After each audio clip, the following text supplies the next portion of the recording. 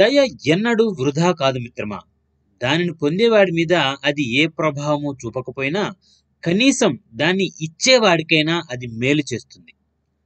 సత్యం, అహింస, సేవానిరతి, క్రమశిక్షణ, క్షమాగుణం ఇవే విజయానికి మూల సూత్రాలు. జీవితంలో వైఫల్యాలు భాగమని గ్రహించేవారు వాటి నుంచి గుణపాఠాలు నేర్చుకోవచ్చు. ఎప్పుడూ ఒకరికి ఇవ్వడం నేర్చుకో, అంతేకాని తీసుకోవడం కాదు. అలాగే ఇతరులకు సేవ చేయడం నేర్చుకో, పెత్తనం చలాయించటం కాదు. మనిషిని మహనీయుడిగా మార్చేది మాటలు నెమ్మదిగాను, పనులు ఉత్సాహంగాను చేసిన నాడే. ఏళ్ల తరబడి నీళ్లలోనే ఉన్న రాయి మెత్తబడదు.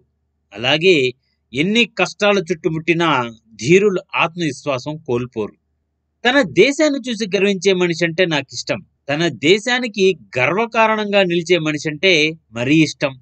ఎంతటి విషమ పరిస్థితులు ఎదురైనా మంచితనం, మానవత్వాల్లో నమ్మకాన్ని పోగొట్టుకోకూడదు. కాసిన మురికి నీళ్లు ఉన్నంత మాత్రాన సముద్రం మురికి కోపం అవుతుందా? ప్రేమగా, ఇష్టంగా చేసేటప్పుడు ఆ పనితనం చాలా గొప్పగా ఉంటుంది. మీకు దక్కాల్సిన ఫలం దక్కుతుంది. ఒకవేళ మీరే వద్దనుకున్నా ఆ ఫలం తన్నంతట తానే మీ పాదాల వద్దకు వచ్చి చేరుతుంది. మన మనసు పవిత్రంగా ఉంటే ఏ చిన్న పని చేసినా అది విజయవంతం అవుతుంది.